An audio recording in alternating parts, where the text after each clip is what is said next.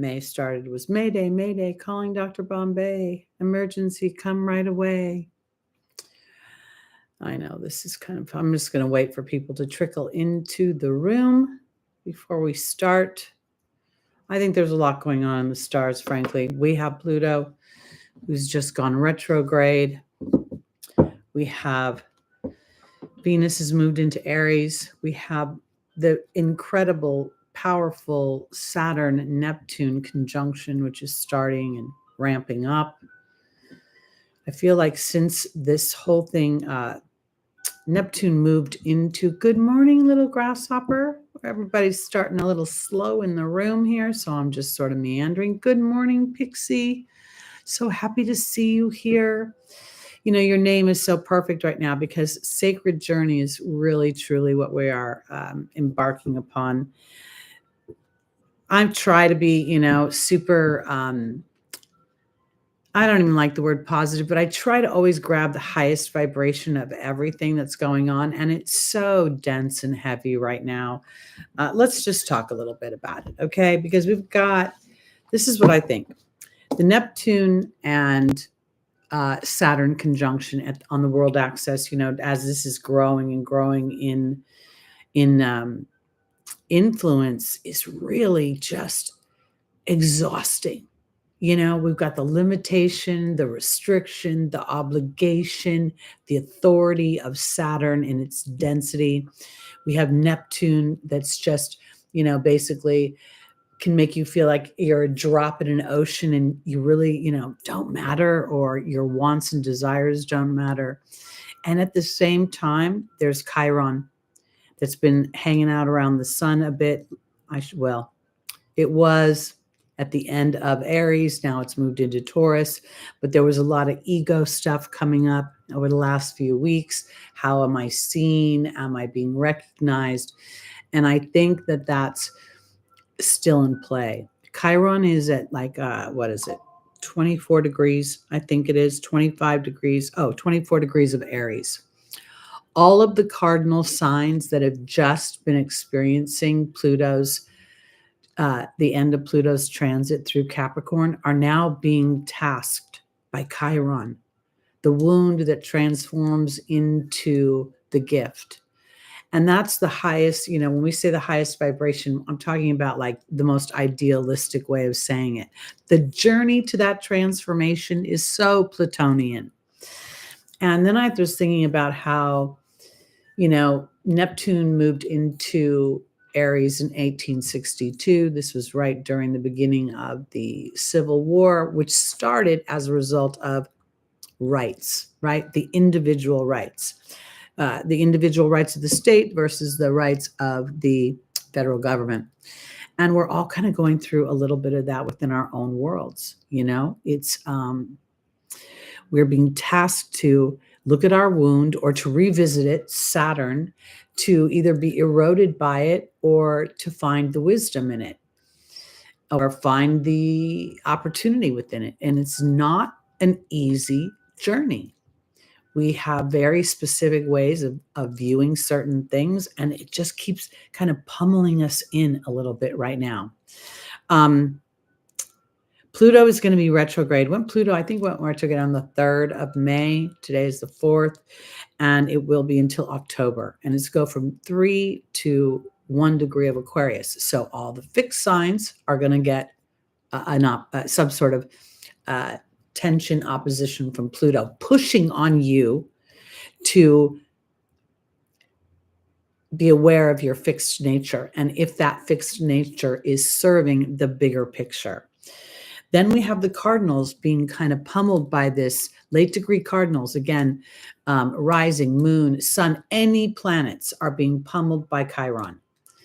And that Chiron is in that sign of Aries. Will you be the hero? Or will you kind of be a victim in your life? Because the only way you can feel your transformation, feel your consciousness, feel your intention is to walk through something where you assert your intention.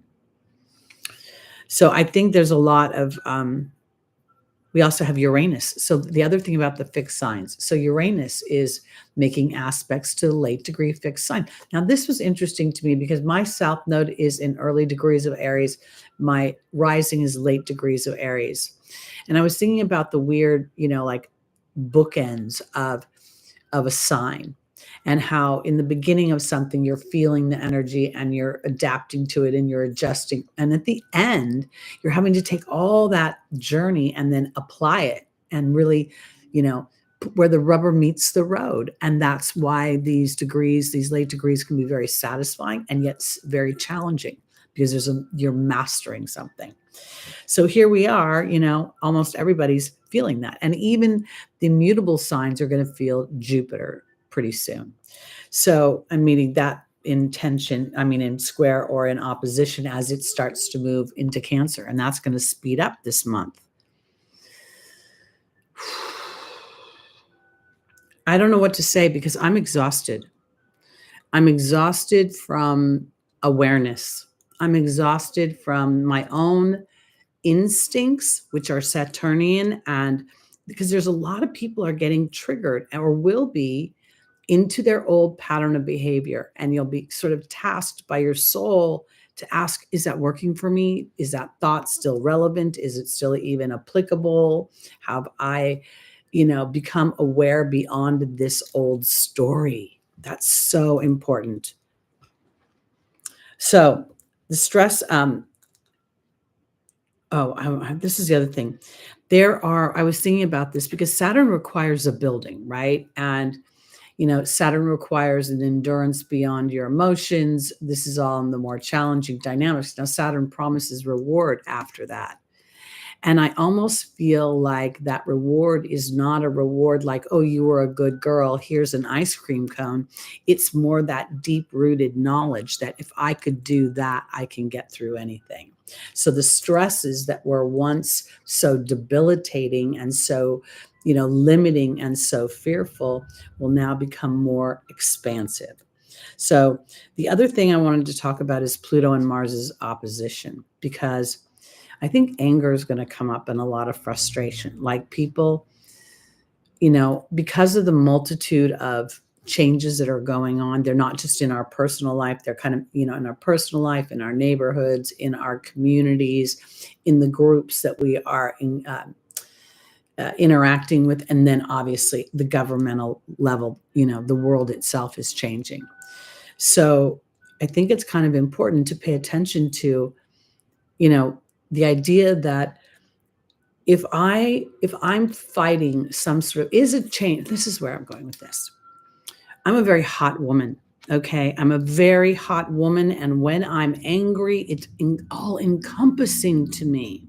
And me trying to manage my anger when I'm in a very instinctual place is even more exhausting to me. And it doesn't look like I'm doing a damn thing to anybody else. That is a big journey to be aware of our deep-seated imprint, okay? Mine is to react with assertion and even aggression, and to use my gifts as a weapon, my knowledge, my intuition. And so now, in this moment, with all these stars that are in these challenging transits that are saying, are you going to do what you always do? And did it work for you? Or will you be uncomfortable enough or surrender enough? Because those that are hardwired for action will fight that feeling. Those that are hardwired to do nothing will be tasked to take action. I mean, it's almost like that's the polarity. And I feel like too, because literally, I feel like there's so many things I want to do, so many videos I want to make, and I don't have any of it right now. I have a Saturn square Saturn, and it's not just Saturn squaring my natal Saturn, it's Neptune squaring my natal Saturn. And I'm like, oh my God, Chiron is hovering over my mother-loving ascendant, which then makes an opposition to my Mars and my Sun. And so I'm like literally, and then somebody said something to me the other day that was very loving, but it hit me in my head and it bugged me because it was like, I called somebody, I have an adversary and I called them the enemy. And to me, they are the enemy And yet, intuitively, I was being tasked not to see the enemy, to see the higher vibration of the person who's acting like an idiot. And that bothered me. And so this has sent me on this journey of, I talk about the movie The Shack a lot, and I like the character that God plays and how God sees the darkness of life and how God is depicted in the viewpoint and perspective in that movie. And I feel like I'm being tasked to take on that perspective, to stand firm in my belief and what I know is balance, and yet at the same time not to villainize the other person, because then that puts me in a I'm right, you're wrong, I'm good, you're bad, and nothing is black and white. So it's an exhausting emotional journey that is full of carbs. Okay, it's full of olive bread with butter and Cheetos and macaroni and cheese. My personal confessions of an older woman who's feeling very, very alive and very exhausted at the same time. It's a weird feeling because I feel a sense of invisibility when I'm in an old energy, and I feel a sense of strong visibility when I'm in my new or my aware energy. I know that reason thing drives me crazy, that the colliding of this is where I'm exhausted, because I just feel like the transits right now, if it isn't one thing, it's another. And maybe when I was younger, I wasn't looking at astrology, but I felt like we used to get breaks a little bit, like we'd have a tough time and then we'd kind of get to recuperate. Now it feels like we're not recuperating. We have no time to recuperate. One wave is coming after another wave is coming after another wave, which is then creating this need to be more instinctual in our higher vibration. Does that make sense? Okay. So Mercury right now is this week is going to be in a conjunction with Chiron. So our thoughts will be about ourself and our wounds and what has happened to us. Venus has just moved into Aries. She's conjunct Neptune. She's at 2 degrees. She's in detriment. So she could easily be feeling, and that would also be making, that a little bit of a sextile to Pluto. So rethinking my value, rethinking my money, that's another thing, is that when we're feeling exhausted, we go into a survival mode. It's like we feel, oh my God, I can't afford to take time to do this, or I can't afford to, that's a luxury. I need to move. I really feel mac and cheese. I have to tell you, this little gourmet market across the street makes some pretty darn good mac and cheese. But it scares me because when I buy it, it weighs like 50 pounds. And I cut it up into little single servings. Anyway, but I had to surrender to it, I mean, there's a little part of me that's like, I'm learning to understand myself at a deeper level. I'm very energetic. My surroundings are very important to me, and my surroundings are still completely disrupted, in my personal opinion.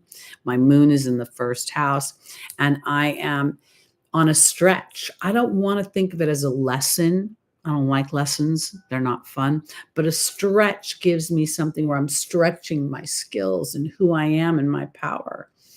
And that is a little bit of it's exhausting right now, because I have to allow other processes in play. And I have to be mindful of my own vibration and my behavior and my mouth.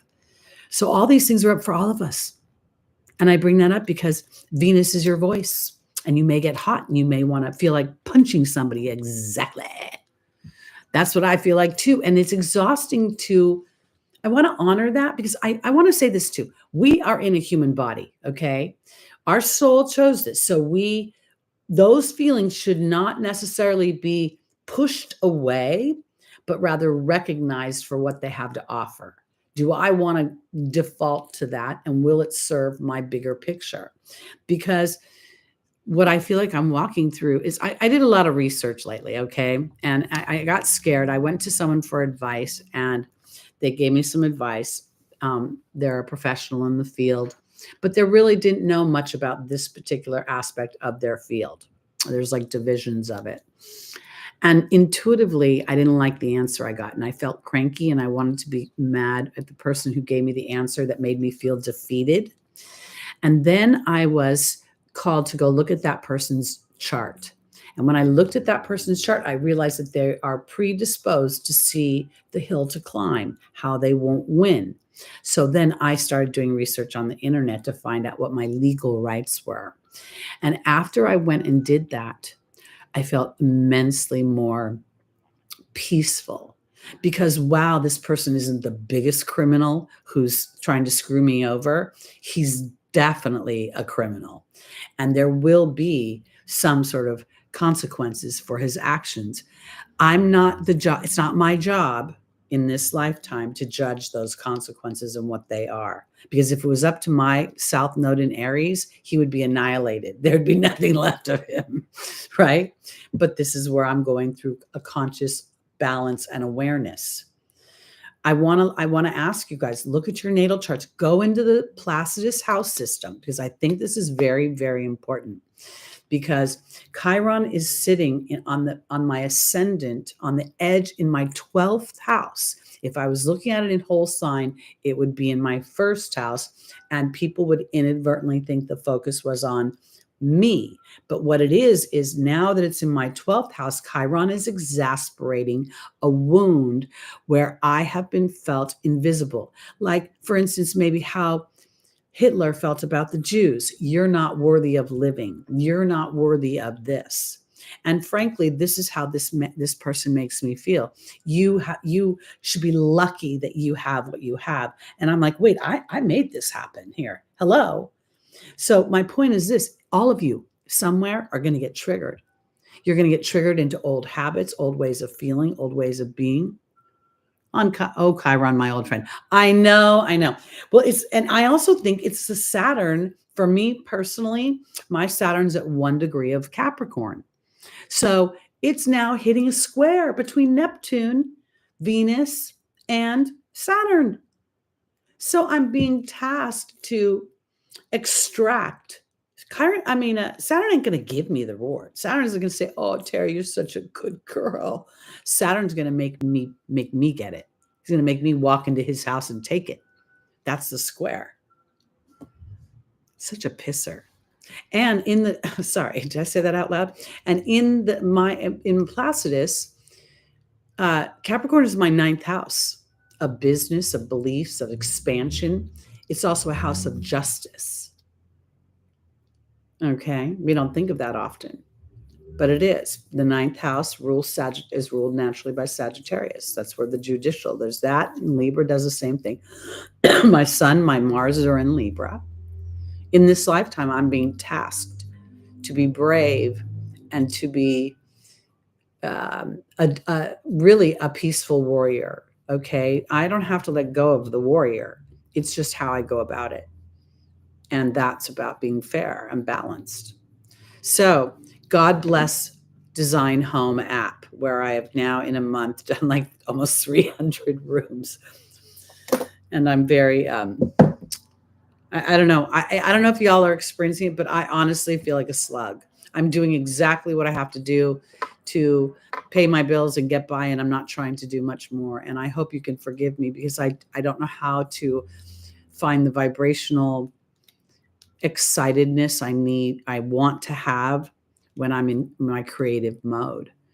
And I think that this is a time of that surrender. Is like, if you're constantly building your house or your mind or your love or your body on obligation, fear, limitation, I need to do this, then I don't think it's a good vibration, and I don't think it should happen.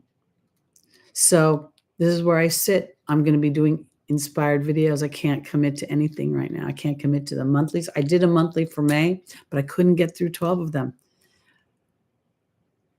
You probably had a planetary change. You might have had a planetary shift easily. I literally, March 30th, Neptune moved into Aries on a very tight conjunction with my South Node, and the Yahoo dumbass got in here and was cracking open my walls by April 4th.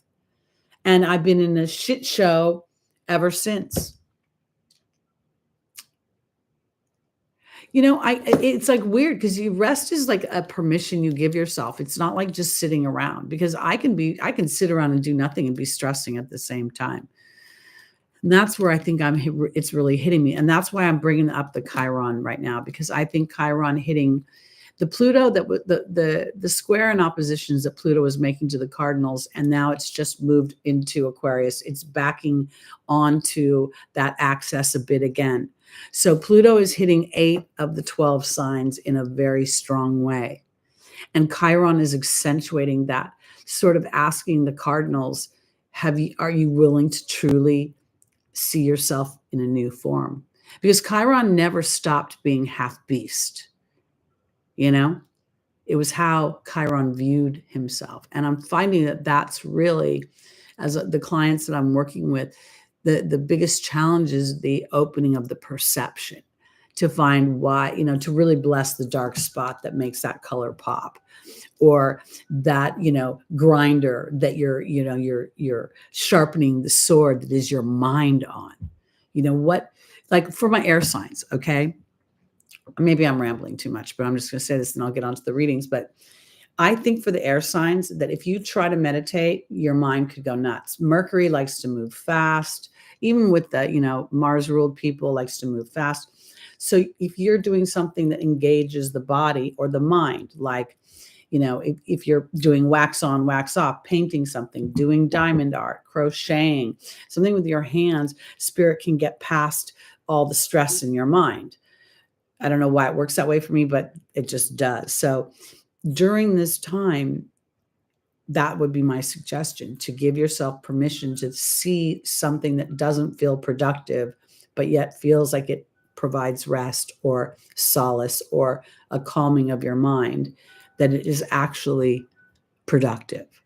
Because that's what I find, like designing these rooms really is the time when I'm like not mad, I'm not angry, I'm not focused. I mean, I can't walk through my house without getting pissed off right now.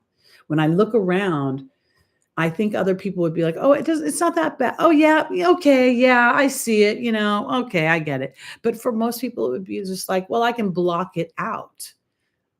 I cannot. So I have to fix it in this I can't wait for the story to sort of be out and I can just tell you all the nitty gritty details, because I really do think that I'm going to, I think this person is, as my mother used to say, you're cruising for a bruising. They can take years, yeah, exactly. And that's the point that is really bothering me, is the years part. But I don't think it's going to be much longer, because I do think Jupiter moves into Cancer in my home and my neighborhood houses, 3rd and 4th house, in June, end of May. And I think that's going to make a difference. And we'll have Pluto retrograde revisiting something. Saturn will be all cozied up against Neptune. And, I'm not the only one experiencing these transits. So did I just almost call him a dumbass? The knucklehead, the arrogant, the, pride before the fall. This is the thing. The beauty of this is, my issue is that I feel invisible, that people who have a lot of wealth tend to look at me in a way that, like, I don't matter, my being, my life, what we do, the things I'm interested, they're just stupid stuff. They're very material. And I get very triggered by that. That's part of, I think that's, hey, Mountain, MK Mountain. My awareness of the trigger, I think, is what's the key here, because when you're screaming in someone's face, nobody hears you. But when you facilitate them tripping over their own feet, they might catch a clue. So cruising for a bruising, that's what my mom used to say all the time. And that's what I think is happening. And I, more and more, when I read the laws and the rules of engagement, I feel like, okay, I don't have the worst story, but I got a good enough story. All right, let's start. It is our, what time is it? It is our Taurus time. Okay, here we go. Taurus, rising, moon, sun, and stelliums, early Taurus. Be mindful, you are feeling the Pluto square. Ra Ra Sis Boom Ba. Let's see what Spirit has to say for you today.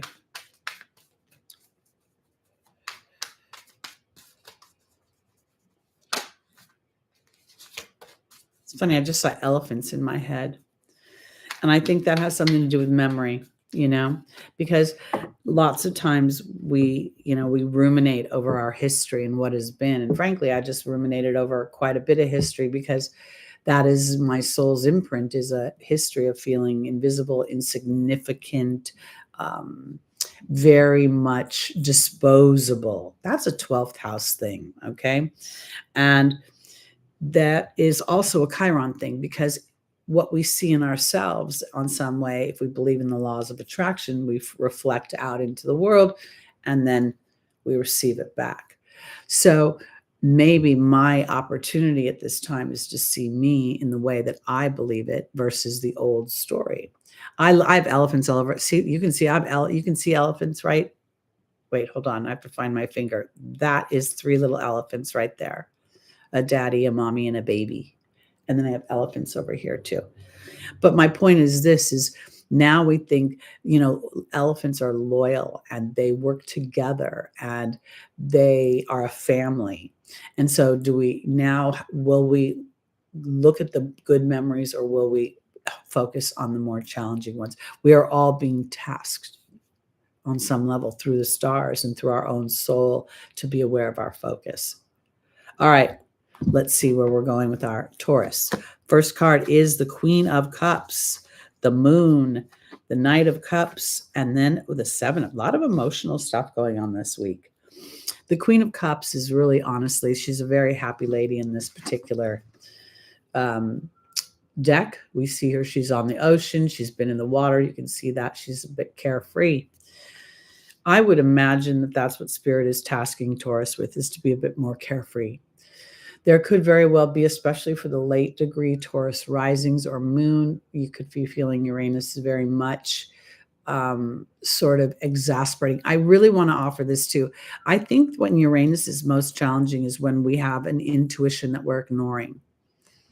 Like we know something and yet we're, well, I have to do this, the Saturnian side of Aquarius.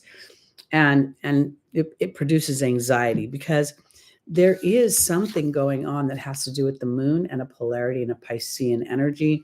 And the Knight of Cups is accentuating sort of this hero energy about emotions and about what kind of moves do you want to make? Will they be spiritual moves or will they be reactions? Because right now with the 7 of Cups, we have, this guy looks like he's playing, the drums, but basically in the traditional Rider-Waite deck, this character he's depicted in shadow. He can't see the solution. Every opportunity has an obstacle attached to it. So here for my Tauruses, I think that there is, with the Queen of Cups, sort of this tasking you to be more carefree a little bit, maybe to look at a situation from both its opportunity as well as its obstacle, that it's your move to be the hero in how you perceive something. And then this awareness that at this moment you will not have an earthbound concrete answer, but rather have to trust a deeper knowing and intuitive response. A lot of people are triggered by money right now, especially, when we look at the varying changes that are going on. And I say that because money is something that we look at, and when we have enough of it, we feel safe. And when we don't have enough, we feel insecure. I think that's another thing I want to say for Taurus, because my earth signs are always going to build. It's very rare when you see an earth sign that you've got to be pretty afflicted to see an earth sign that doesn't survive. So I think this is also an opportunity to recognize how the emotional body serves the building on the earth. The water nourishes the soil, technically. And here, you're being asked very much to go into your emotional body and not to depend on what you see with your eyes and your five senses. Because this is a Piscean energy. So everything's watery. What happened? Oh, it has been a terrible, I have to tell you, I think it's been a very challenging time, MK Man. I'm right there with you. You came in a little bit late, but that's what we were chatting about is this, it's a time, I guess, of surrendering and being more gentle with ourselves, our agendas, our belief in our security and our safety overall. I mean, I had a Chiron just a few years ago. I had Chiron conjunct Chiron, and I don't remember it being as hard as this square is being. Yes, it is 145 Club. Absolutely. And we're going through that awareness right now and how it is attached to our focus and our energetic body. Because that is giving me solace, because I literally recognize that there's a part of me that can only do what I can do right now. And if I was pushing on, oh, I need to do this, I need to do this, I need to make sure that this is paid and that's paid. And I mean, everything's getting paid, don't get me wrong, but there's a projection into the future, because I'm literally going to hire a contractor to fix this shit myself, because I can't live in it. So when I think about it, it could really ding my savings account for me. And there's no guarantee I'll be reimbursed for it. But I have to sort of like, I can't do this. I don't know if y'all remember when they first supposedly painted the apartment. I was so excited. My Taurus moon freaking needs comfort and security and a sense of beauty and order, I guess. And it's not here. So this is where I'm trying to say, because the struggle is more emotional, especially right now for Taurus, because you're going to fight old habits of needing security, needing to see, what you're building is fruitful. And you're going to be sort of tasked to go into an emotional body and know that as you call it forth, it will come back. Both are important, 145 Club. I agree, but I absolutely think that people would walk in here and most people would be like, I don't know why you're having so much trouble with this. And I honor that people would think that, but they're not living my life and they don't do what I do for a living. And they don't understand how many people's energy I filter through my physical body every day. Whew. When I think about it, it's like I'm a revolving door and people are constantly walking through me. All right, let's go on to our Geminis, rising moon, sun, and stelliums.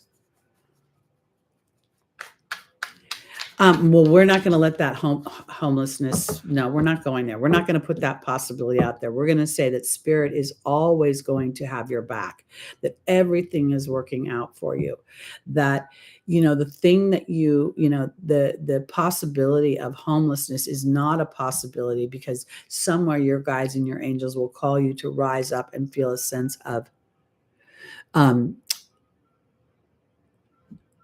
I want to offer this way, because when you said that, MK, I was like, I walked into a bankruptcy office once and I had bill collectors calling me. I had no real money coming in. And I walked in that office and I looked around and I thought, this is not my space. And this is not me. So, the idea of that, you really get to dig deep and be like, and spirit now start bringing those resources, those people. I recognize that I'm at the bottom of the barrel, but I ain't getting out of the barrel. Now I want to offer this 145 Club. Purge is a big word, okay? Because purge is a lot of work. It's like, this is where, like the other day when this person said, kind of called me out on calling the other person the enemy and the purging have a similar energy. It's like, I must resist you. You are bad. The purging, I want you to start to think how, whatever you're walking through that you want to purge, what does that dark spot offer you? Does it tell you more that you want more comfort? Does it tell you that you want more alignment with the people that you talk to? Does it tell you that you're closing down versus opening up. I feel like the purging itself is a challenge. It's like, how can I integrate this situation? I also really want to say, because I'm an air sign and I'm very mental in many ways, but using my hands, being creative when I'm stressed out is the best way for me to chill.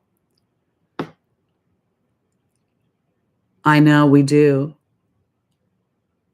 Well, whatever we focus on, we create. It's the law of attraction. And that's why people get so freaked out, because they're like, I didn't want to create this negative thing. I didn't want to create this homelessness, this cancer, this divorce, this poverty, whatever it is.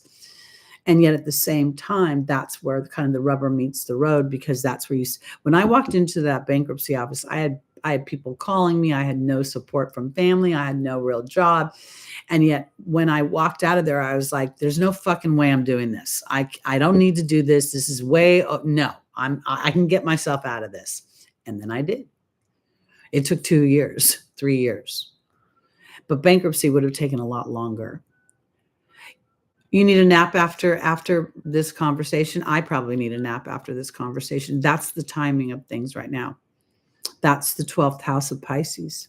A lot of us will want to be in our rooms, just being in a fantasy land and not addressing the darker sides of the human experience. Plus, we're going through huge structural change. Literally, like the dynamics of our world are changing. And it's not easy. Okay, let me talk about Gemini for a change, because I do have an appointment after this and I need to eat something. All right, here we go.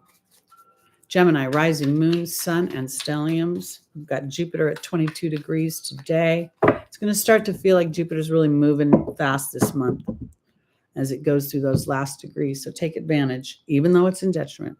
All right, let's see, Gemini. Our first card is the Eight of Wands. Ooh, something's happening. Some conclusion, some news. Three of Wands, visions of the future, the Star. Oh, and the King of Pentacles. The Eight of Wands is always a information, some sort of conclusion that you're coming to, like, oh, I want that, or something is coming to an end. But to me, there's a conclusion coming, because now this is about your future. It's about where you want to go. And there's also 2 cups at this guy's table, but only one person. So now this is maybe about Gemini finding their other half, or whatever the other half is, whether it be a part of yourself or someone else, having more faith, putting more attention on it. And I want to offer this too, because, when I think about the idea that the disruption in my home on one level looks fine to the other people, but it doesn't to me, that is coming together with a part of myself that may feel invisible. Okay. Because I don't want to make everything about a relationship with someone else, although Gemini is quite social and is obviously the sign of the twins, because something is saying to drive the bus more directly, more intentionally, with more focus, with more aim towards where you want to go. The King of Pentacles is clearly an earth card, but he represents that material comfort, that material, the word security feels a little bit too dry. I'd like to make it a little bit more fluffy, but this could be that there's an opportunity and, having a little bit more intention about it. I don't know. It feels pretty good to me, because it feels like it has I think maybe what this could be for Gemini too is at the end of any indecision. You may come to a decision and you're like, you know what? Because if you're having a Chiron return, you're 50 years old or about, if you're having a Saturn return, you could be 30 or 60. A lot of things are going on where people are going to start to, anchor into the version of their life that they actually want to live, not the one that's been sort of given to them or they've been groomed by. Pluto's retrograding in my 11th house of networks and social groups. And I think it's actually technically in Placidus now that I'm doing everything more in Placidus. It's in my 10th house. And that's really rewriting my public image, rewriting my status. I also think there's a strong sense of rebellion going on with that energy. And the rebellion would be very much about rebelling about anybody's version of me versus who I am to myself. That's the thing that's so annoying about this. And I mean, it's terrible to equate this to a genocide, but the way that this person is behaving, I've had no interaction with this person at all, except for about 5 minutes and 10 words on April 11th. So this person that has villainized, or not villainized, but literally, I'm an obstacle to his abundance. I'm an obstacle to money in his pocket, and he has deemed me unworthy of what I have. So to me, he is trying to commit genocide, and I won't stand for it. So these are the kind of things that are happening. Pluto is death. Pluto is the death of something in an old structure. So if Pluto's retrograding in your third house, it could have things to do with how you visit your childhood, your siblings, your workmates, your teammates. But as a third house Aquarius, it could have a lot to do with how you think and how you think about the future. So, all right, let's go on to our Cancers, rising moon, sun, and stelliums.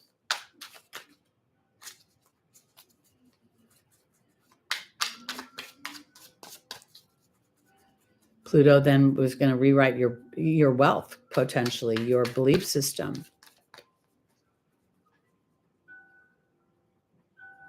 Landlord, is it legal to double the rent? Because if you're not allowed to, I don't know where you live, but there are laws and restrictions, at least where I am. Because I would really look into that, because this is a big deal about the landlord abuse right now and housing issues. So if you're in the United States, I would absolutely look up that, because that's what gave me solace the other day, was actually looking.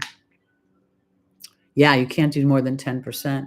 Yeah, I'm telling you, this may be, part of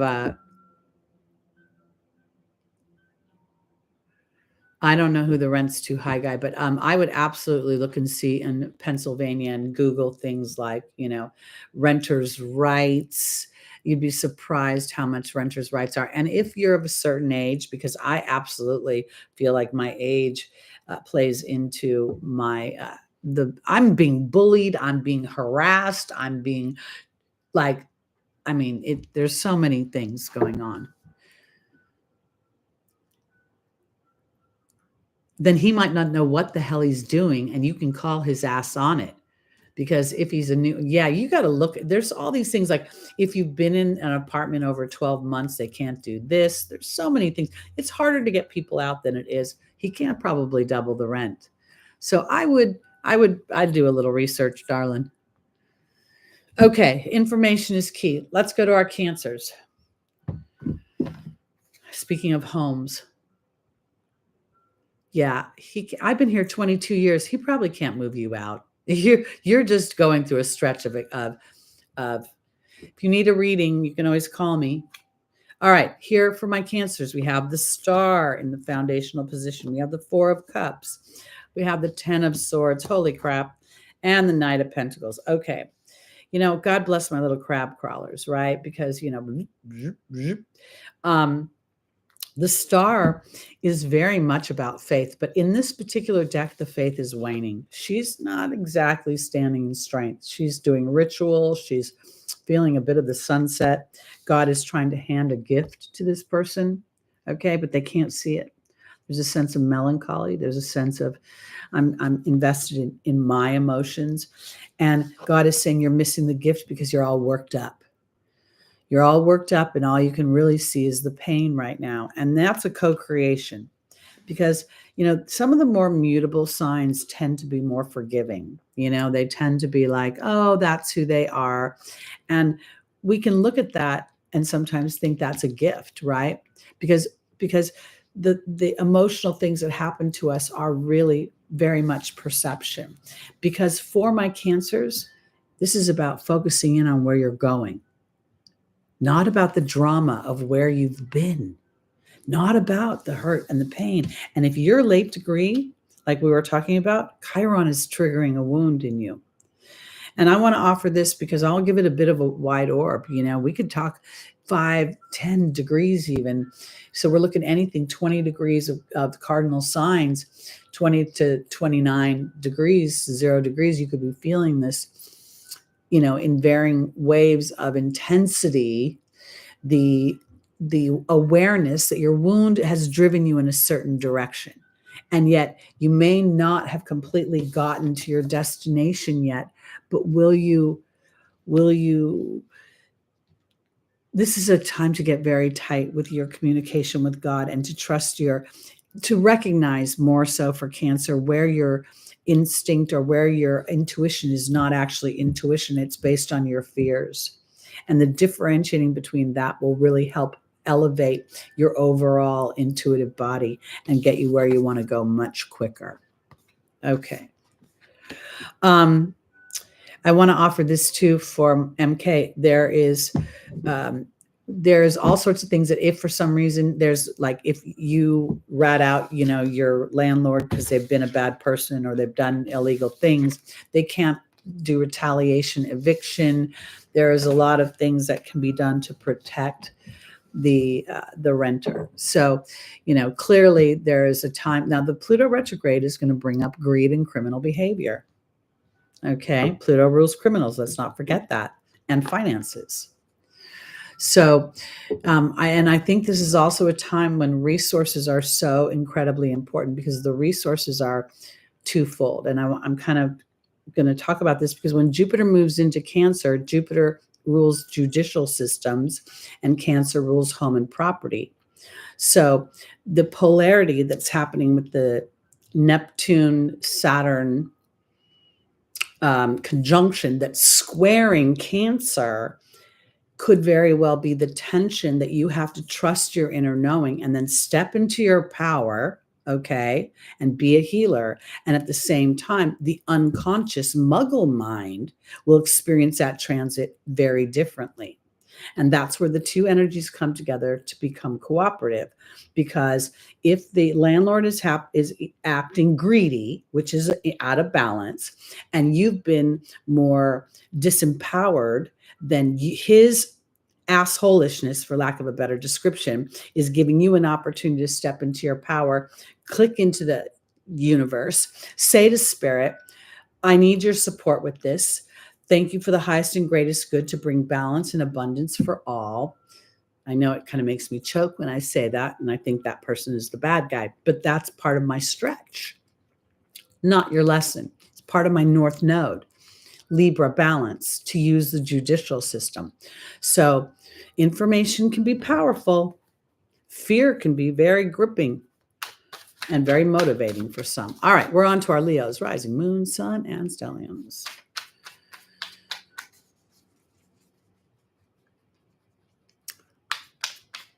Yeah, there you go. So maybe he's got something to learn about the process. And I'll bet you he doesn't know any of the laws, and I'll bet you he's breaking them, and I'll bet you that you have rights that you don't know about. As I started this process, this person, I haven't told a soul. Well, I told one person, but he's such a chicken, he won't tell anybody. But I haven't really told a soul. Like I talk in big circles, but anybody who could actually knows the situation, knows the parties involved. I've been tight-lipped about it. And it's partially because nobody's as brave as me and nobody's willing to go the distance. And I don't want anybody getting in my way. And I don't want the bad guy to know what I'm up to. So don't tell anybody what you're up to, MK. Don't tell him what you're doing. You go do your research. You find a free online attorney service that's focused on civil rights, renters' rights. Use your age, if he's using your age. Or I told the authorities that I believe I'm being discriminated, not for normal discrimination laws, but for my tenure here, because there is a ceiling on the rent. If they move me out, they can bump the rent up, 3 times, but they can't. If they could, they already would have. And what they are doing is now fear and intimidation. And I'm willing to say, excuse me, I don't care what you think I have in the bank. I have resources beyond your knowing, and that's the universe. All right, Leo, here we go. Leos don't have it easy right now either. Okay, I got to tell you, because their ninth house is being lit up and their eighth house is being lit up with the Aries, Pisces stuff. All right, we've got the Hierophant, a need to hold the sacred heart of what you want. Okay, Leo, this is a Taurian energy. Okay, you see the big bull, but you see this character. He's got to really, really hold on to the things that he values. Not hold on to them like this, but hold on to the heart. Okay, and that's evidenced by the King of Cups. What do you want from your heart? Because the challenge with my Leos, God bless you so much, love you so very much. When you're hurt, you roar and you roar and you roar. And it doesn't always get you what you want because you're a little focused on something right now that is not potential betrayal, where you've been hurt, where the past has come. Again, there is an element of the past that is evidenced by Chiron in the last degrees of Aries, and a wound of the past, a wound that's chronic, a wound that came from childhood. You know, Chiron experienced his wound from the minute he was born. And, you know, the Saturn Neptune is very much going to have this like initial, the erosion, because this is like, what song will you sing? You know, will you focus on your hurt or will you focus on what opportunities are coming? And this is about being focused like nobody's business on it, because it's a little bit time to go your own way. And I want to offer it this way. To go your own way is not about another human being. It's about your independent thought. I'm going to pull a clarification card because I really do think the Nine of Swords is, there's the Emperor. This is very much about starting to individualize what you want and also being very brave. Brave in your thought and brave in, am I making an assumption? When I studied so many things from the tarot to, I studied the material of Seth. I went to seminars and self-help, this and that. And one of the most valuable things I ever learned was how many stories we make up in our mind about what other people are thinking and doing in relation to us. I really think for my Leos, this is going your own way. This is like revisiting where you want your future to be, the kind of partnerships you want, the kind of cooperation and harmony you want. And are you willing to be a cooperative component to that dynamic? Are you willing to individualize yourself? There's a lot of Leo, whether we realize it or not, it is a sign of the self and expressing the self. But of all those fire signs, Leo needs the audience to applaud the self in order to feel the value. And this looks like it's actually saying, be your own audience, stay committed to what you want, regardless of the journey, regardless of, you can contemplate the wonderful aspects of it, or you can contemplate the challenging and heartbreaking aspects. But whatever you end up doing, remember that you're co-creating it because you're the pioneer. You're the one going your own way. And that really is evidenced by the thoughts here and the Knights are always heroes in some respect. And in that way, they're a bit idealistic because they still have that teenage, I can do anything. They haven't been jaded by defeat. And this Emperor is very much Aries. All right, let's go on and we have Pluto and Mars opposing each other this week. So that's another thing to pay attention to, because Mars is traveling through Leo, which can be very passionate. This could be for those of you that are in the throes of a younger chapter, you may find yourself feeling very amorous or in want of Mars type activities. All right, let's go into our Virgos, rising moon, sun, and stelliums.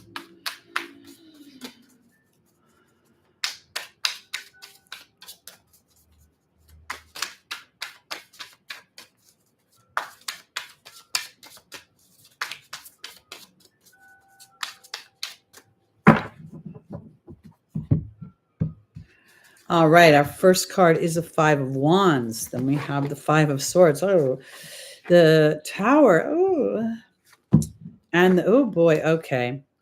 This is interesting because this very much feels, hey, Heather, There you go. There are no rent controls in Pennsylvania. Well, there must be something to protect. Civil rights, go the civil rights route. Okay, wait, let me offer this because for my Virgos, the Five of Wands is a card of competition. It's a card of where many, people are not necessarily adept at everything they're doing. Here is interesting because I don't necessarily get that feeling of competition. I get this feeling of, people almost waiting to take their turn at the inspiring dynamic. And I want to offer this because Virgo, when I look at this spread right now, I almost feel like that South Node is rubbing up against you. Hi, Heather. There's meaning this. The South Node is tasking you in your first house, if we go by whole sign now, that is what you're doing in your everyday habits, your everyday life, your everyday thoughts. Is it serving you? Or on some level, are you contemplating all of the challenges? This is not an easy card. This is a card literally where you win something, but you don't win what you want. You don't win the favor. You don't win the respect. You don't get you're right. Okay. Now, to me, when I looked at this, I thought to myself, this felt playful. Okay. It felt like a game rather than competition to me, or a friendly game. Now I felt like Virgo, the sign of service, the sign of work. Suddenly you're like, I don't know if I want to do any of this crap anymore. I don't know if I want to do what I've been doing. I don't know if I want to be the role I played for others. And I don't know if I'm, whether they're going to like me or not like me, because suddenly you're having some kind of epiphany. The Tower is pushing you up, saying, what do you want for yourself? We want to help other people, but when we help other people or we do things for other people to our own detriment, it's a resentment builder. And that's what Spirit is kind of saying, because here are new inspired ideas. And the springtime is almost upon us. It is upon us. We're in spring right now. It just started. And I feel as if for my Virgos, the South Node right now is giving you an opportunity as it goes through your first house to really revisit your daily life, how much enjoyment, fun, and I have this theory about the sixth house, because here you are in the fifth house of Leo. You're in high school. You're the football star. You're the head cheerleader, the prom queen. You get to be all these fun things, and then you get into college and high school, and they just throw you into adulthood, and it becomes very dense and very make money, be practical, be logical. And I think this is now bullshit. Okay, I think that Virgo is the virgin's journey of your own talents and skills being birthed into the world to make money, and then to be of service to others through their experiencing your journey doing that. That's what this reading feels like, starting to look at how you can, be involved with others and yet feel a sense of inspiration and a sense of cooperation as you get to give out your ideas. You're not just the one always doing for others, because you could be building a little resentment and you're tired of that, and it could be feeling it in your physical body. And now we have this new beginning being offered, which is nice. New inspirations, new passions, feels like a new beginning. So that new beginning may be literally birthed from an unpleasant dynamic or awareness, or just a rub of some kind. Paul, welcome to our room. Well, we're in the U.S. as well. I'm in Southern California. Most of us are, we have a lot of internationals here, but most on the Sunday morning, I think, are here domestically. I'm not sure, but welcome. Welcome, welcome. We're going to go on to our Libras. I hope, Heather, everything's going well with your cohabitation.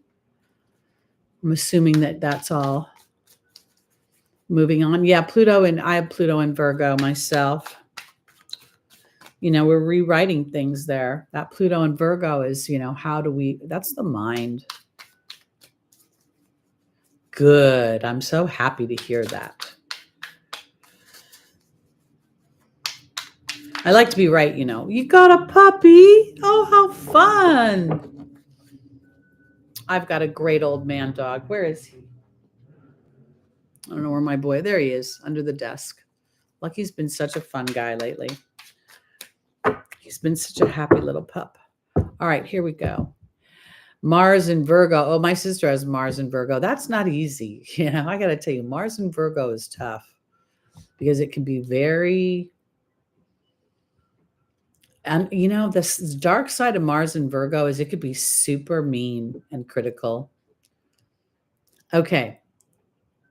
I love all the signs, but I have to tell you, it really depends on, where you sit in your conscious awareness, because Leo is one of the most fun in the world. And then at the same time, you know, they can be so infuriating. God bless. So infuriating when they don't follow their heart, because they get frustrated and you can watch it. I literally now watch things and I'm like, oh, this person has this energy or that. I was watching Paris Hilton the other day, and she's got some show on Peacock. This is part of my vegging out thing, and she's always like moving and jerking around, and I'm like, she's either got Gemini or Aquarius stuff going on. Look at her chart. She's got 3 planets in Aquarius. Make perfect sense, and her moon's in Leo. So that's why she's always, I'm so anxious. I'm so anxious. I'm so anxious. I'm like, oh, okay, I get it.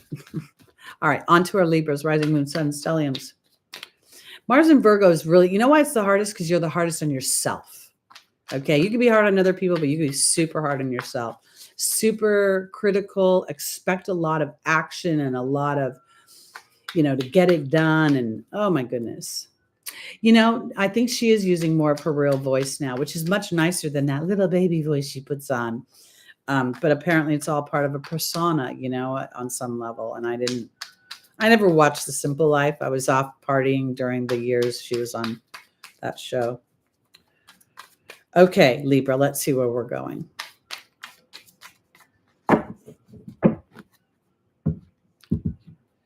It's amazing to me that you can be that wealthy and that miserable. We don't usually think that. We usually think that people who have money are happy. All right, here we go, Libra. We have the Knight of Wands, the 7 of Pentacles, the 9 of Wands, and the Emperor. Very interesting. The Emperor is kind of an interesting energy because it rules Aries, and that's the very opposite of Libra.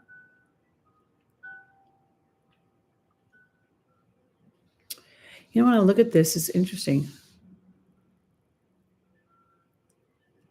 She is hilarious. She's a very funny woman. Absolutely. All right. So Libra here, this is a very inspiring Knight of Wands, right? But here, it's interesting how the decks do different things, because this is a fire sign and there we are in the water, smooth, sailing along. I think for my Libras, this might be a week where, especially those of you that have like late degree, again, the cardinal signs, feeling that Chiron, this might be a time when you just do things that bring you joy or bring you a sense of ease. You've built what you need to build for now. You may need to take a little bit of a break. That's kind of the 7 of Pentacles is where you're contemplating, really in the Rider Waite. You're looking at what you've built. You're deciding what to do with it. And when I look at the 9 of Wands, this is a card that very much there's a guardedness. There's a guardedness of what you've built. And I think that Spirit is actually saying to my Libras,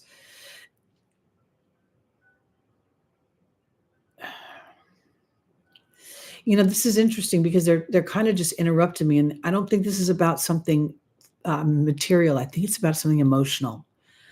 I think this is for Libra. This is about, you are moving emotionally. You are heading towards what you want. Keep your eye on the prize of what brings you harmony. When I look at the dog there, dogs tend to calm the beast in us all. Here's Heather just talking about her new puppy, and then we see this dog. So I think that there's something about, you don't necessarily need to guard that which things are moving, whether you realize it or not. This is the movement of your resources. And here is this, I've been through the war, but I'm back. And here is the king.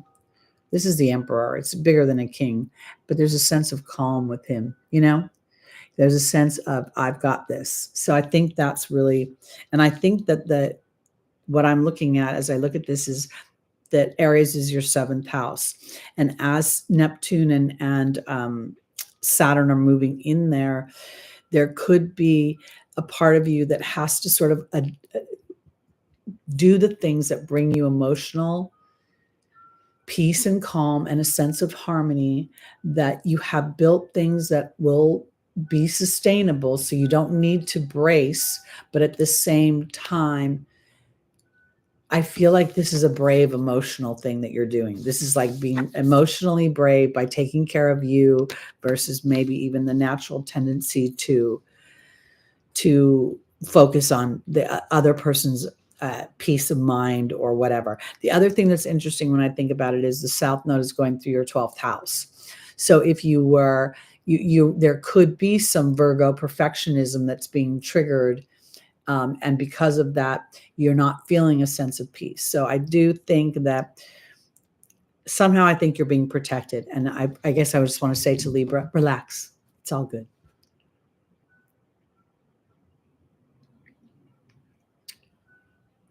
Well, that's very interesting. How old are you, Paul? Do you know Elvis's music? Because I would think you're pretty young.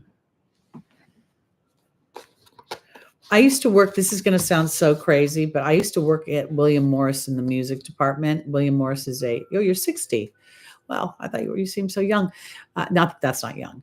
But I worked at William Morris, and this girl used to work as an administrator there, and she used to say that John Lennon used to come to her in her sleep, and they used to have quite the time together, her and John Lennon. I thought that was kind of funny. Elvis is kind of a funny thing because he was such an icon, and such a trendsetter. Like he just did his own thing. In fact, when he first came on the stage, he was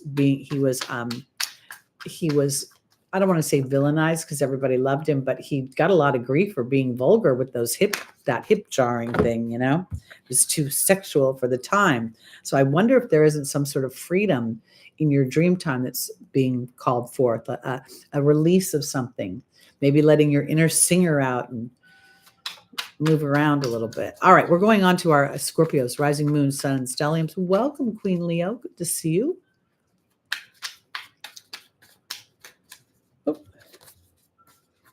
We're on to our Scorpios, rising moon, sun, and stelliums.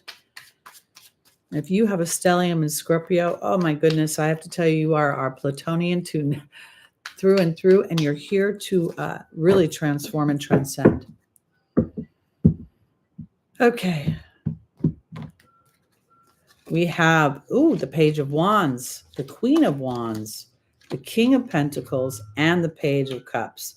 There's a lot of stuff going on, like personalities all over the place. I would say this, the Page of Wands could be very much messages of inspiration, that if we look at each one of these characters representing a Scorpio, a mood or a feeling, then this week you could find it's time to be the master and start to cut through and get to those inspirations, to trust those inner knowings. Here's the Queen of Wands.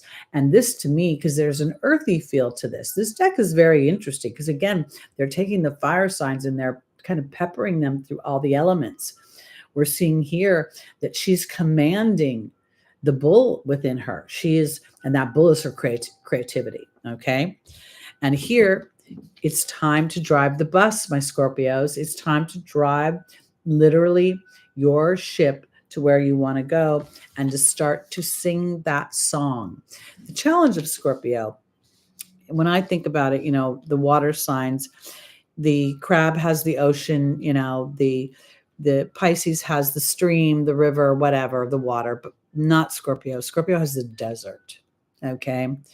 And that makes me have a little bit of maybe that's why it's a little pissed off, because, it's lacking something. And here, what I think is that there could inadvertently be a little bit of the Saturn. How do we want to put this? Because I think it's like a quincunx we see between Scorpio and Aries. And while they both have the co-ruler of Mars, there could potentially be something within you that you're not seeing, that you're hanging on. And I think that there is inspired ideas that are coming to you, potentially ideas that are about taking leadership, about moving yourself forward. And if the bulls are like a Taurus energy, which is what this feels, then it's about a little bit about, does this historic thought work for me? Yes, this bad thing happened, but is chewing on it or thinking about it or hanging on it messing with me? Because I think it's time to take literally your emotional body. This Earth King is on some sort of water, and he's driving the bus. And that tells me to sing a song that's more emotionally aligned to what it is that you want. That after every storm, there is a rainbow. So that might not be easy. And if you're an early born Scorpio, or you have planets in early Scorpio, then you're on that Shapley attractor, and that's a releasing of false attachments to certain things. So if you have Jupiter there, you're releasing false attachments to money, potentially wealth, beliefs, expanding so that other people think you're doing well. If you have Mercury there, it could be monkey mind thoughts. There's all sorts of dynamics. It's a 5 to 12 degree orb. The tighter the orb, the more influential. So pay attention to that, because again, if your rising sign is on that, then your sense of self is attached to that. And you get to really differentiate between what you define your sense of self to be and own that versus you're comparing yourself potentially to someone else. Okay. Onward and upward. I like that, winning at twinning. That's fun. Oh my goodness, how very fun. Your mom sounds like she was a kick. And I'm sure if she saw Elvis in Vegas, it might not have been his good years. It might have been when he was a little, yeah. That's kind of a sad thing sometimes when I think about, when people have a lot of power and a lot of influence, it's really a challenge to find happiness, because you're doing things from such a different place,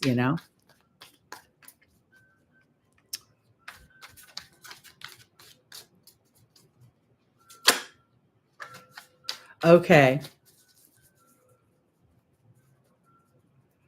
Are you saying that your mom's on the other side, Paul? What do you mean you need to go back? That sounds like a visitation.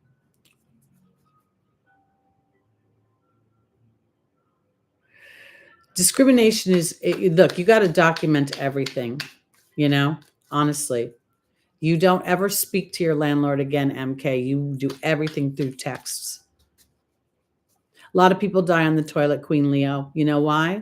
Because they strain to go to the bathroom, and then they induce a heart attack inadvertently.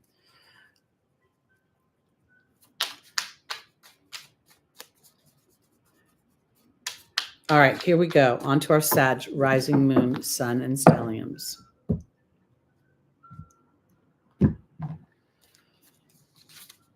Ooh, we have the Empress, the Ten of Swords, the Queen of Pentacles, and the Ten of Pentacles. Okay. For my Sagittarius, this is really actually very lovely. But the challenge is a little bit of your ruling planet going through Gemini might be messing with you a little bit, because the Ten of Swords is a very dramatic card. The Empress is very much a gestation period. Okay. She's very much about, the process of growing something, of something coming into abundance. And you see that this is a relaxed energy, very Venusian. Now, this is the most unrelaxed energy in the deck. Okay. This guy is just over the top. And this is something you get to pay attention to. Where am I focused? Because Spirit is telling me that something is being built in the material world, but it's still, again, in process. Look at how the star, she's still creating that star. She's having to put time and attention into the detail of it. And then we see this Ten of Pentacles. This is really a wonderful card of tradition and great money.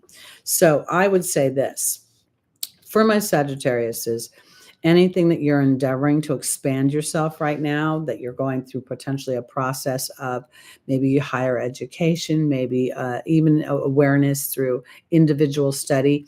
I happened this week. Okay, so I told you all I feel super not inspired to make videos, but I've been super inspired to study. I bought 1, 2, 3, 4, 5, 6, 7, 8. I bought 10 books. Okay, there is someone I watch on YouTube that I like. And I paused it and I opened up the bookshelf behind them and I just started writing down names and titles. And then I bought all the books, because I felt like, well, if I can't feel motivated to to create videos right now, I can hone my skills, because there's something here about honing, and you're in a process of some kind. And that process, I think, is of trusting the abundance as you stick your neck out in some way. And when I say that, that neck being Jupiter moving into Cancer. So something that feels authentic to you and brings a sense of home. When Jupiter moves into Cancer, there'll be other transits that'll be challenging, but that Jupiter in Cancer will be very fortuitous and very supportive.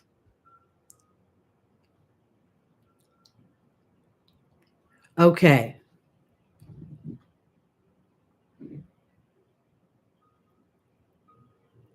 That would be Sinister Days. That's very Jupiter. That feels very Jupiter inside Gemini, just loading yourself up, getting it over very quickly so you can move on to the next thing.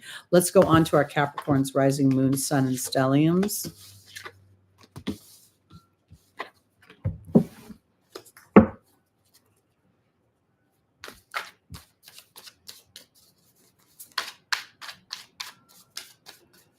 I get exhausted just hearing work and school full time. That's so much stuff to have on your shoulders.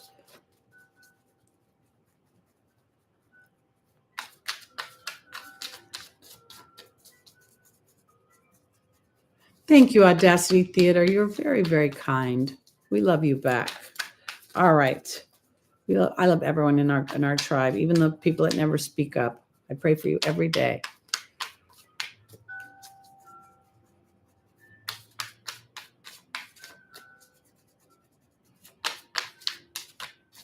Every degree I got and certificate, nobody ever looked at. They just, kind of more responded to my way of being. And maybe that's my Libra energy. I don't know. But because I thought I needed to have education for things that I never did. But if it brought my confidence in alignment, that's really all that matters. All right, Capricorn, let's see where we're going. We have the Hanged Man. We have the Two of Cups, the Queen of Wands, and then the Five of Swords. Okay. This is interesting because it's about taking a pause about it. Capricorn has gone through an immense shift with Pluto going through your first house, really just rewriting who you are, what you are. And your ruling planet right now is conjunct Neptune. And if for some reason you've really taken this, your spiritual journey and your awareness and your rewrite of who you are and what you want, and you've really, kind of embraced that, you could find other people who are used to you being obligated and dutiful and responsible to them in a bit of a challenge. There's that push pull, because the Hanged Man is a very spiritual energy, but here it's like this guy's putting himself in a pretzel, and we see the emotional waters behind him are pretty rough. Okay. So this feels very Capricorny. And I feel like that could be an awareness that you're getting, because when you used to dismiss your emotions before your Pluto transit, you would just do what you were told, or you would do what made the group happy. Maybe you didn't ruffle feathers, or maybe you did the opposite. You told the whole group what would be happening. There's always that polarity. But somewhere we're coming into some sort of compromise. We're coming into where two things are coming together and bringing their individual coolness, greatness, special sauce, and creating something better. And this is really where you've been headed all along. This is what Spirit is saying. This is where your true leadership lies. It's not in giving up your power or being too powerful. But the challenge is the transition, because this Five of Swords is not easy. And if we think about where is Pluto, if you're a Capricorn, Pluto's in your second house. And it's rubbing up against your self-worth, rubbing up against your skills, rubbing up against your sense of freedom. And frankly, this feels like you may get what you want because you sort of demanded it in your Capricorny way, but emotionally, there's still something that's sitting unsettled behind it. I have to pull one more card. Thank you, Sinister Days. Yeah, I just pulled the Three of Pentacles. This is a team effort. When you've been the one that pulls all the heavy weight, and then you suddenly be like, no, it's my turn. I'm going to do me first. I'm going to take care of me. That's part of what I'm going to bring is a more authentic version of me. This feels a little bit professionally oriented. I don't know why. I think because your skills are being used. So I want to offer this to my Capricorns because, again, we talked about the Chiron is making that square or opposition depending upon, which cardinal sign. Chiron being in the late degrees. So if you're a late degree Capricorn rising, you could feel like, geez, when do I get a break here? Please, and I think you're going to have to give yourself a break. You might even have to just go on vacation. Thank God it's that time of year. Because I think that there could be other people that are creating nonsense. That's the way I want to put it. Other people, Pluto, others. And every others is an opportunity not to succumb to the other, but rather to determine whether that will stretch you or stall you. All right, here we go. On to our Aquarius, rising moon, sun, and stelliums.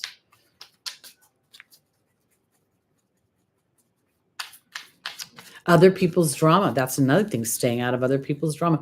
I don't know if I told you all this, but my sister dipped back into my life after almost a decade. And, when she did it, it didn't feel like anything had really changed. She's got a Taurus moon and a Leo sun, so I don't really expect much shifting out of her. And then she did something that very much showed me that she hadn't changed a bit. But she asked me to get together with her. And I said no. I decided it was time to let this thing actually be done.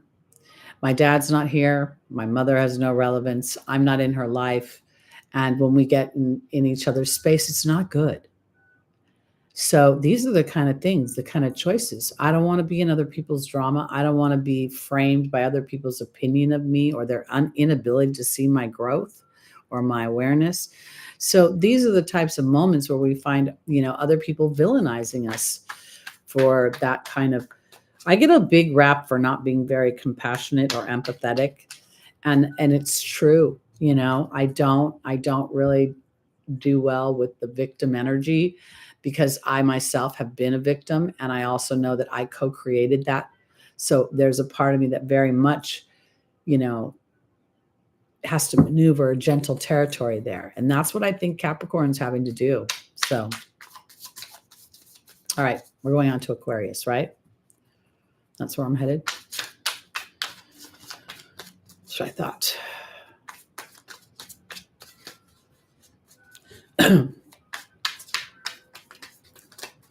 It was kind of funny watching that Paris Hilton thing because she was talking about the rebellious teen and how she was like a wild animal and she couldn't, and I thought that I can imagine how that's so Aquarian. She's got Venus there and then two other planets. I can't remember what they were. I think one of them was Mercury.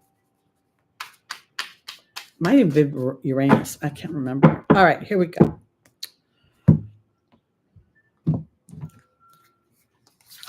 Oh, the Lover's card, choices. The Wand, Nine of Wands, the Fool, and the Two of Pentacles. Okay. Well. This is, again, the fixed signs are kind of funny because the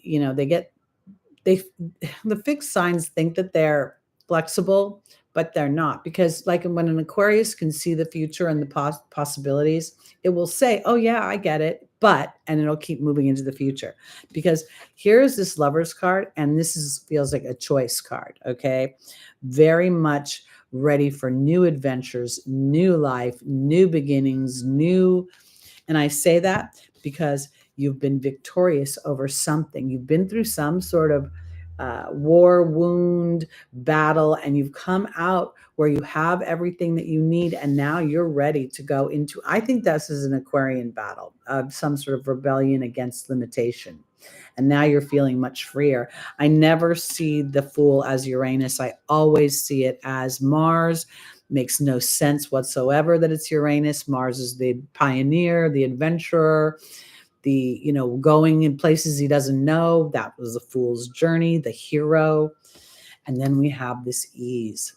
I want to offer this. I think potentially that Aquarius could be thinking about moving into new realms of ways of making money or feeling flow or feeling a sense of independence within their work dynamic.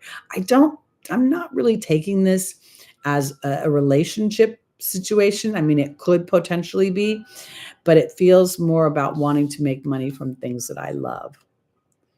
Thank you, Paul. That's so kind. I think Lindsay Wagner was wonderful. She was the bionic woman. I'll be the bionic woman. Woo. Right now, I feel like the woman who just wants to sit on her bed and wait for this transit to be over.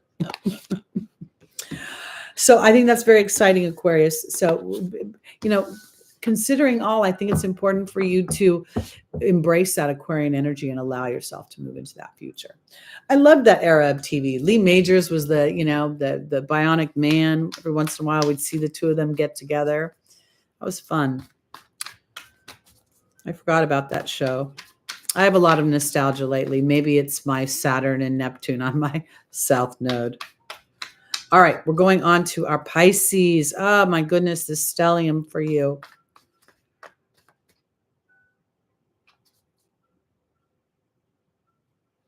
Did I just say the house wrong? Wait, Aquarius, first house. All of a sudden I thought, what did I just say? Pisces. All right, here we go. Aquarius is your 12th house. Aries is your second house. Okay, I think I'm okay. This is part of my problem.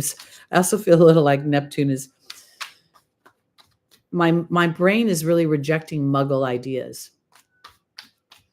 You know what people used to say I looked like was Linda Hamilton from Terminator. But, my face has changed a lot since I've aged. And, I recognize it, but the Pluto thing. Hey, Milo. Welcome. I always like it when we see new people in the room. Okay, here we go, Pisces. Let's see what's happening. 7 of Wands, the Judgment card. The 9 of Pentacles and the Ace of Pentacles. Very interesting.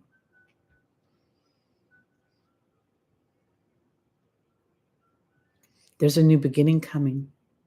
Thank you. And I say this because this is a card of leadership often. The 7 of Wands here is somebody who's, in the traditional deck, you can't tell. It could potentially be where he's warding off and defending himself. But this character is bridging something emotionally and taking everything that they need with them. They have everything they need to get where they want to go. And now is a time, I think, where you're being offered an opportunity to really use your skills and to settle in on it. And I want to offer it this way.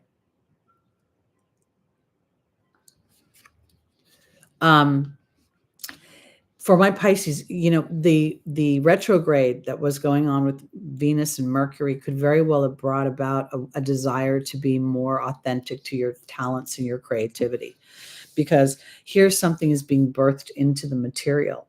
Something is being offered that your bravery and your willingness to walk across the bridge will bring into fruition. And I think you might be making those choices right now.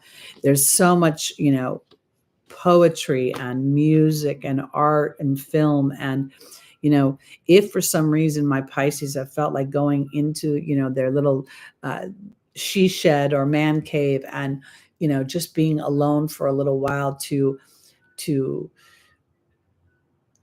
sort of, I want to call it the dreamy world, but I don't mean it like sleepy dream. I mean it more like musings, and there could even be a sense of melancholy coming in. That Judgment card is discerning something in some way. And yet at the same time, you have everything you need and you just get to be braver and more.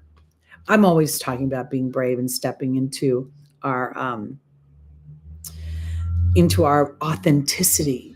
That's what is going to really attract and enroll other people in whatever our creative endeavor is. It's not that they won't even have to agree to like that particular thing, but they can admire the process. And I think of that when I think of like someone like the artist Grime. I'm not really into her music at all because I can't understand a damn thing she's saying, but I can appreciate her expression. It's very fluid. It's very Piscean like she is. And while I wouldn't buy her album or watch anything at any extended period of time, I'm too earthy for that, there is an audience for it. And so here, that's what I have to say for Pisces. And I don't know if I'm worried so much about the audience as much as love Grimes. There you go. See, she's so authentic. You can feel the fluid Pisces in her. So I think that this is about being a little bit braver and bridging and moving yourself emotionally and through your spiritual body into your creativity and whatever that is. All right, onward and upward to our Aries, and then we'll be done for the day.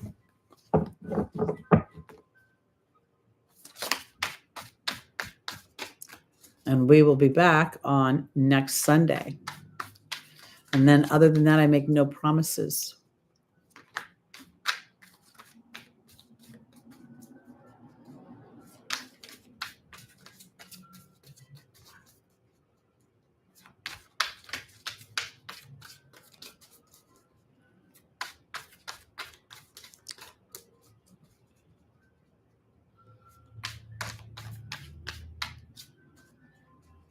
Well, you know, I would imagine meeting Olivia Newton-John could do that too, because she was such a warm, loving individual, not at all starish. You know, she was very attainable. She seemed just like she was Sandy from Greece. So I would imagine that, that's fun. You've had a lot of fun experiences, Paul. All right, let's see what our Aries have to say. Rising moon, sun, and stelliums.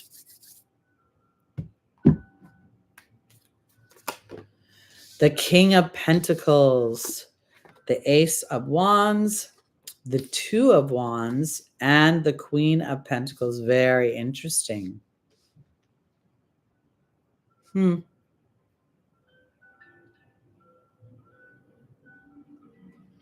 Aries is a funny energy because they're ideas and they're very, let's do this, let's do that. And Aries, one of the main things about Aries that is a little challenging is they sometimes don't finish stuff.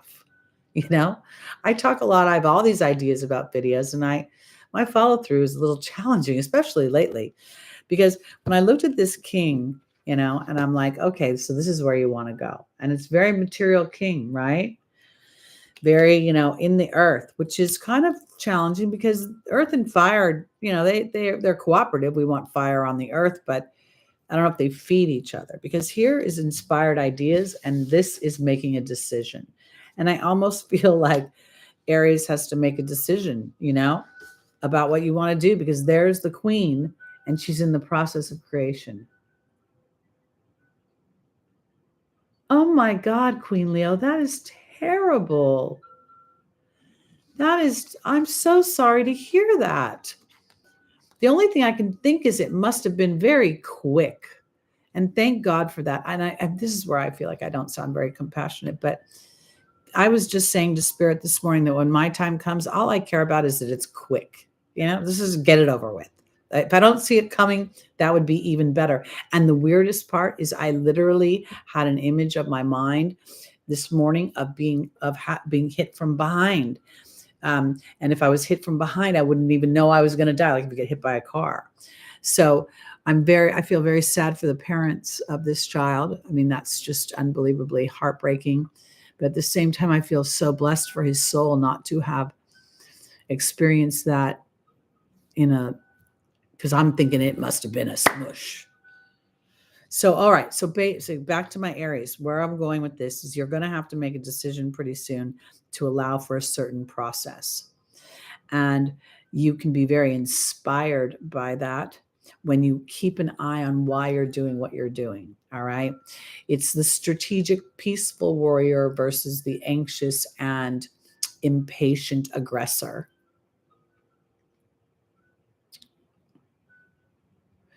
Well, either way, don't you think it would kill you right away? Like, I just don't think that you would. I just don't imagine that would be. I would think that would smush you like a bug. Even if you were pushed up against a wall, right? You would just be smushed. Pluto, there's a lot of there. It really is a time of being like your head on a swivel, being a little aware, and also understanding. I want to say this, and I hope this doesn't sound too callous, but oftentimes when somebody young passes, or we are intimately involved in the caretaking of somebody who can't take care of themselves. It is not the person who passed or the person who's afflicted. It is the people around them that are being offered the greatest opportunities. So, depending upon this family and this boy and the people around him, these people are being offered a stretch. And this is to believe in something bigger. My boyfriend, non-boyfriend from last year that died in the beginning of the year, Jeremy. I always listen to meditation music every day because, again, I'm trying to keep myself calm and aligned. And I found this Native American music, and this guy looks like Jeremy would have looked if he was in a past life. And literally, the position of the guy is like he's like taking in the smoke from the fire. And I thought that was so Jeremy, and I've been listening to it. And I've been talking a lot to Jeremy and praying for him and his soul. And I feel like my boyfriend, non-boyfriend, that's what I like to call him, my boyfriend, non-boyfriend. I really, I think about him, I think he touched so many lives and he doesn't even know it. I only knew him for a small period of time, less than 6 months, maybe 6 months. And I have such fond memories, even as him being a flawed human. So I kind of feel like maybe there's something about this poor boy who passed, who his legacy will be much bigger than he realizes. And it, not because of what he accomplished, but because of this tragic passing. It might open people up, there's open people up to discover new and different things, and that there is life beyond this physical plane.